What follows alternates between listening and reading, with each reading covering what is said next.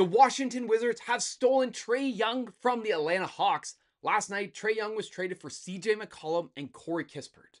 Yeah, that's it. No insane pick package, none of Washington's young high upside prospects. We got CJ McCollum, who's an expiring contract, and then we got Corey Kispert, who is in his 5th year and really hasn't done much. But we're going to cover this and so much more in this episode. Why the Hawks did it, why the Wizards did it, what does it mean for the future of both of these teams? All this and more is to be covered in this episode. But before we start, welcome to the very first episode of Hustle Guy Sports, where you can listen to a 5'9", 200-pound guy talk about how he was one good coach away from making it to the show. I mean, I got bad knees and kind of a broken jump shot, but other than that, I tell you, one good coach, I could have been an end of the bench grinder and just really, really a vibes guy, a locker room guy. But really, the reason we are here today, we're here to talk about this crazy trade that went down. Now, we've heard rumors over the last few days that Trae Young was on his way out. The Hawks were ready to move on, and then really started ramping up that the Wizards were a lead candidate for it, which was interesting because when we're looking at the Wizards' perspective, which we're going to get in a little bit later. Was Trae Young the right move for them? It's a young team. They're up and coming. They have a ton of young guys. Do we want Trae Young? From the Hawks' perspective, we understood why they wanted to get off Trae Young. Again, we're going to break that down shortly as well. But I think this trade, kind of as an overarching theme, it really shows us that, one, this new salary cap era that we're in with the second apron as well as the tax implications, this is going to devalue guys really, really quickly. And now free agency is no longer in the summer. Free agency is going to be the trade deadline. You're going to make the moves for the guys you want before they become free agents, so you actually have the chance to re-sign them because no one has cap space anymore. I think this also shows, because of what he got in this trade and what they got for Trae Young, Trae Young's value league-wide isn't as high as many of us may have thought, right? And so, again, let's break this down. We're going to break it down from the Hawks' perspective, why the Wizards did it, and then what the future looks like. So when we're looking at really the Hawks' perspective on this, there are kind of a few things we need to look at. One, the Hawks have this really strong young core that is starting to develop. I mean, they got guys like Jalen Johnson, who is 24 years old and only makes $30 million a year. It's such a good deal for this guy. He scores, he rebounds, he plays defense, he can even play make. Like, the guy's been triple-double threat most nights. I've been trying to trade for him in fantasy and has not worked, but I'm going to still try. They have guys like Okongwu, who's only 25 years old, making $13 million a year. And then I think in 2027 goes up to 17.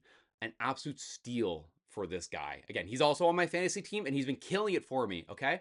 Again, another good two-way player. Dyson Daniels, 22 years old, making 25 mil per year flat for the next 4 years. He's been killing it. So good for them as well. And this doesn't even include Zachary Ricochet, who was the first overall draft pick last year. So again, they have this really young core that's starting to build out a bunch of two-way players. Now, when we think about what wins in the NBA nowadays, it is teams that play defense. Look at the best teams in the league, the ones that play good defense, who can still score. I mean, these are the teams that are making the playoffs and making a push. It's not the teams that are offense heavy and that is hoping the defense comes back, right? We've seen this all in the playoffs when the game slows down. Offense only teams do begin to struggle. And I think that's where the Hawks are saying, if we want to build this young core of, two-way players that play hard, is Trae Young the right fit for that? And I mean, if we can just look at their record when Trae Young was playing, I think it was something like 2-8. And then when he wasn't playing, they were 16-13. So they go from a really bad losing team to a team that actually could make a push in a weak Eastern Conference and actually might make the playoffs. We also have to take a look at Trae Young had a massive player option coming in at roughly $49 million. And so there is no world that Trae Young was going to decline that player option. It would have been crazy. His value is very low since, we can just see what he was traded for. His value league-wide is very low. And so he was going to accept that player option no matter what. Now, do the Hawks want to be on Trae Young for $49 million? Probably not. We look at their roster, they have Trae Young, who is 100% going to pick up that player option, but they also had Kristaps Porzingis, who has a $30 million expiring contract. And so by moving Trae Young for CJ McCollum, who is, I think it was $33 million expiring, they not only just they got off that $49 million player option that 100% was going to be picked up, but now they have two massive expiring contracts. And so I really like that for them. And the other thing is, when we're looking at from a leadership perspective, and this kind of was an interesting one that I didn't realize until kind of digging deeper into the trade and why this happened. There was a lot of friction with the Hawks, Trae Young, and then obviously the other teammates as well. And there was a lot of concerns reference his play style. So, this is the report came out that basically players hated playing with him due to his high usage, his style. This guy would literally cherry pick down, jog down the court, jack a long three, and then not get back on defense. And so teammates would say, hey, man, you don't play defense. You don't rebound. You just take whatever shot you want, even if it's the most inefficient shot possible. You still take it. Not to mention, there were some locker room issues as well, apparently. They're saying that he fails to lead. He's not a real team leader. Players don't really like playing with him. They think it led to a very ugly and broken locker room culture was kind of the terms I saw when reading a different report on this. So there's a lot of pieces behind this that when we're thinking about why they wanted to move him, and with these young guys, Trae Young wasn't the guy who was going to bring that locker room together. You want a locker room, especially with young guys, they're so easily influenced. And when you have these young, high upside players, you want someone who's going to come in and really be that locker room catalyst. Like the best example, look at the Toronto Raptors and Gary Temple. Temple does not play for them. He like Temple doesn't play. If Temple's playing, it's because they either are blowing out a team or they got absolutely smoked. But Temple is such a locker room guy. He brings the young guys together. He shows them what it means to be a professional. And I think that's one of the big reasons why the Hawks were okay with moving off Trae Young. And the second piece of it, kind of that on that same thought pattern, is that CJ McCollum is a known professional. He's an expiring contract, which is just kind of gravy. I wouldn't be surprised if you see them re-up CJ McCollum for a team-friendly deal with a little more term on it. Again, I think CJ is 33 now. If I look at when I pull this up here, CJ McCollum, he's 34, right? He's 34 years old. And so maybe they give him a 3-year contract at a better price, right? And then they use him as that locker room guy. He's a veteran presence. He knows how to win. He obviously isn't putting up the same stats he did when he was in Portland, but he's still a good player. And I still think he brings a lot to a team. Now, when we look kind of even more bigger picture for the Hawks, I think what's really interesting is that by making this trade, and with the rumors of them being interested in Anthony Davis, suddenly this team gets really interesting. They now have a couple movable contracts, like Porzingis could be moved, and I mean I wouldn't be surprised if that is kind of a big thing for Dallas because he's going to be expiring, and so he can go there, let it expire, and they don't have to think about it, right? So I wouldn't be surprised if that's kind of a big upside for them as well. I mean, there's no way the Hawks are ever going to trade that New Orleans Pelicans pick because that would be crazy. That is literally like a golden goose that will not be traded. But again, if we think about it from a Dallas perspective, wanting to move Anthony Davis, Porzingis comes back. It's easy salaries start matching up there. Like it's a big chunk that goes away. So by doing this, the Hawks have created now flexibility in which if they want to go after Anthony Davis, they totally can, which is really interesting. Now imagine a team of like Okongwu, Davis, Johnson, Dyson Daniels, Risha Shea, like that team could get really interesting. That team not only has good offense, but they have the potential to be an absolutely insane defense, like insane defense. So I think that could be really interesting. So I do understand that, again, from the Hawks perspective, it helps their team overall on the whole. And so there's a lot of pieces behind that I think long-term really makes sense. Now, when we move over to the Wizards, why did the Wizards make this trade? Now, this one's harder for me, and I kind of really struggle with why the Wizards would do this.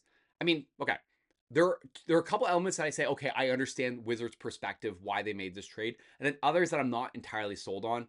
I think when we look at this trade, it is very low risk, high reward for the Wizards. So they get a 27-year-old, former All-Star. He's got they got the control over him for this year and then next year, technically, because he's 100% going to pick up that player option. They also do not have a true point guard on their roster. Like we look at their roster, again, they have a bunch of guys who like have been forced to handle. Like Keyshawn George has done a lot of ball handling this year for them, and he's been pretty good. Like he's done a lot that's been great. Trey Johnson is not a playmaker yet, but I would argue, I mean, this would be a really good opportunity to develop him into one, give him those playmaking opportunities. Bilal Coulibaly, same thing. Bub Carrington is definitely looking more like a 2 guard than he is a true point guard. And so his team doesn't have a true point guard. And I think when we think of like the development of a team, right? When you are missing these core positions like a center or a core position of a point guard, it forces players to play a different style that's not conducive of development. And so what I mean by this is that if you're forcing a player who is a true, like Trey Johnson, for example, he is not a point guard.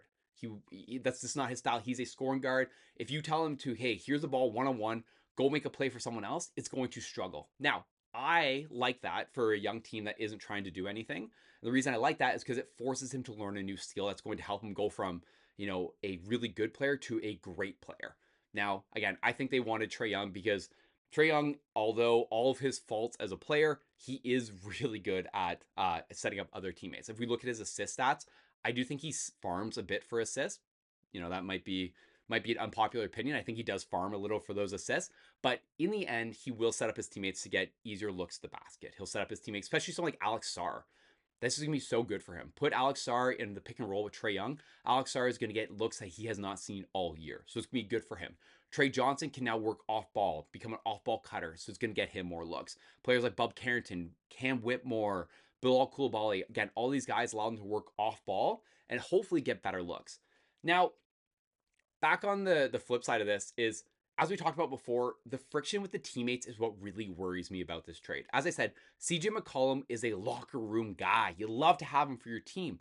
But Trae Young, again, all the reports that came out, I know he's been on this media tour and like trying to rebrand the last year or so. He's like, I'm a good guy. Everyone like me. But like, I mean, this isn't 2K, right? Like, sure, like in 2K you're unreal and like you're really like you're fun to play with then, but like there is a locker room aspect which is really important. And so when I look at the Wizards, who have a very young team, like I think they are the youngest team in the league based on, yeah, I'm pretty sure they're the youngest team in the league. If not the youngest, they are one of the youngest teams in the league, right? Especially after trading McCollum, that's going to drop their age even lower. So again, all these young guys, do you want Trae Young to be the one who comes in and tells them this is how you be a professional? I don't know. I really don't know. And so that's one thing that's gonna be really interesting. Again, they still have Chris Middleton, who I think is a great locker room guy. He is expiring, and so could they bring him back on a lower cost contract? Maybe. I wouldn't be surprised if you see that. But I think that's really it's gonna be interesting. But I think the real benefit of this Trae Young trade for the Washington Wizards is the opportunity to rebuild his value. So as we said, Trae Young is accepting his player option, no doubt about that. Now, let's come next year. Trae Young, he's rebranded. Everyone loves him. They like playing with him. He's even trying on defense. They just got a guy on a huge expiring contract that they could trade. One, they could trade him for salary cap relief for a team that is struggling and needs to get below the tax line. Again, $49 million can go a long way. Or conversely, they now have an asset that they paid absolutely nothing for that they can flip into an asset they actually care about. They can call up a team like, I don't know, let's say the Pelicans, for example, who are just struggling and they say, we need anyone on our team. They call up the Pelicans and say, hey, I got a guy for you who is going to get out there. He's going to score. He's going to do all stuff. He's going to sell tickets. He's going to put butts in the seats. I'll trade him for you. So again, I can see where the Washington Wizards might do that. And again, it's going to be tough. It's not the perfect trade, but I really do think when we look at it holistically, who won this trade, I really think both teams won this trade at the end of the day, and they won for different reasons. The Hawks won because they don't have to pay him $49 million next year, and they get CJ McCollum, who I think is going to be a really good locker room presence for them. The Wizards win because not only do they get the opportunity to rebuild his value and then sell him for higher later on, they also get a true point guard who I think is going to make it easier for their young guys on their team as well.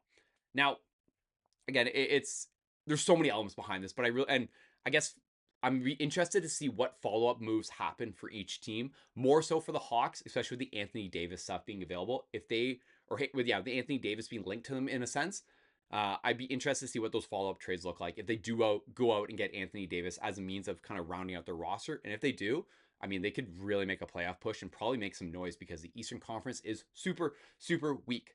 Now, when I kind of started doing some research on this and what does the league look at this trade? What kind of been the player reactions? And I mean, overall, I would say most people look at this as kind of a win-win deal for both sides. And I agree with that. And I think when we looked at this holistically, I felt the same about this as well. And when we're looking at the Hawks and kind of like the rumors from the insiders is that there was a serious disconnect in the Hawks locker room. The Hawks locker room was super toxic, and I think this is an addition by subtraction in a lot of cases. Now, again, when we look at this holistically, I really think this was a great trade for both teams. And you know what? This was the first thing that came to mind when I saw this trade. This gives me a lot of Brandon Ingram to the Toronto Raptors vibes. A buy low on damaged goods and hope you can fix the value Again, as I said, worst case, if they fix the value, even if they don't fix Trae Young's value, that is such a big expiring contract that they can trade later on. Or if he does fit and he's actually is, this brand new guy, he just needed, a change of scenery, then guess what? You just got a young all-star player who to pair with your young guys. So again, there's so much good for either team in this. But anyway, that's all I have for you today. Really appreciate you watching. Again, thank you for watching the very first episode of Hustle Guy Sports, and we'll catch you next time.